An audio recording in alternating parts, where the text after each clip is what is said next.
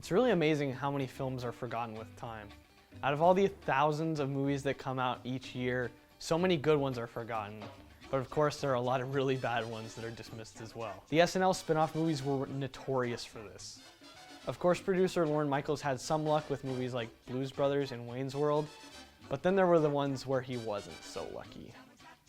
The consensus for SNL films seemed to be that they're either comedy gold or comedy garbage, except for Stuart Saves His Family. The character Stuart Smalley, of course, originally appeared on Saturday Night Live. Al Franken, who created and wrote the character, was mainly just a writer for the show in the mid to late 80s and early 90s. For most of his time on SNL, he only really appeared in small bits that he wrote himself, until, of course, he created Stuart Smalley.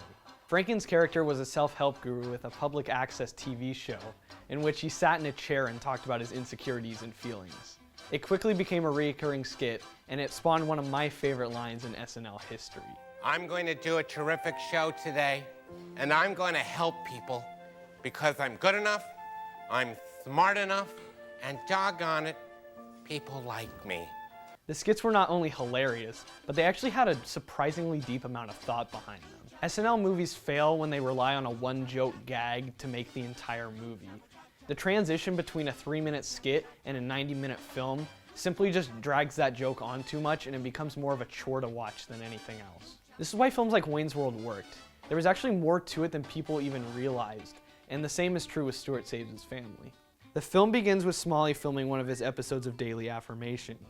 We quickly find out that his show has been moved from its noontime slot to 2:45 a.m. Frustrated, he says that he will leave his producer nameless, but then goes on to call her out by name and insult her in his harshest way possible.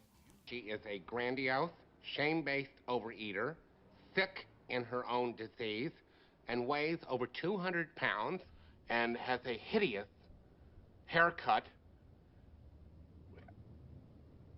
Okay, I'm sorry.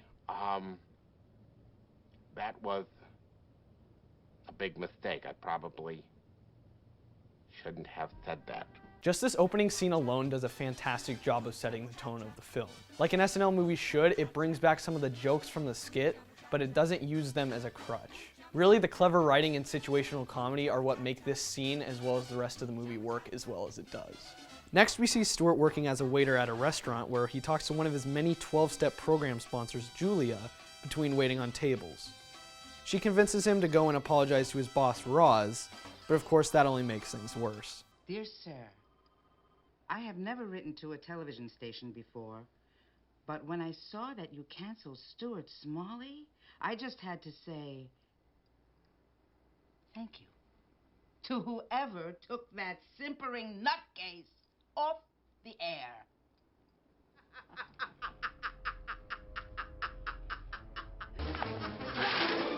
You are a horrible, nasty, dysfunctional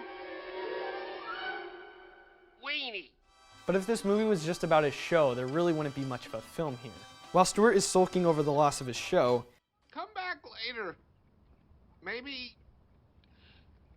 when I run out of Fig Newton. he gets a call from his sister that his aunt died. He then goes to visit his family, where we quickly discover that they all have problems just like him, whether it be with alcoholism or overeating.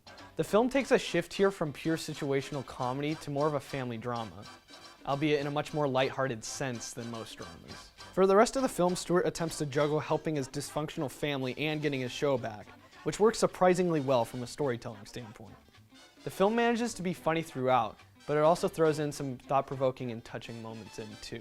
The Stuart character, who I honestly thought would get annoying after 90 minutes of screen time, actually became more likable by the end of the film, and I actually found myself rooting for him. But of course, as in real life, Stuart isn't able to fix everything. Even though he gets his show back, What they say is really true. It is easier to put on slippers than to carpet the entire world. the problems in his family still persist. The film doesn't offer some magical solution to all of Stuart's problems, but instead addresses them in a truthful and realistic way. The movie was written by Al Franken himself and was directed by the late Harold Ramis. Released in 1995, the film actually failed at the box office despite decent reviews by critics. It's a shame this film didn't do better when it came out, because it's not on Netflix or Blu-ray, despite being an actually pretty decent film. The film is not only entertaining, but it also works very well as both a comedy and a drama.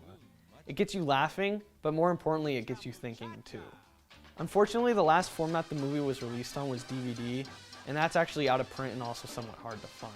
The closest thing I could find to a copy of it on Amazon was a triple feature pack, which included Stuart Saves His Family as well as Wayne's World and Coneheads.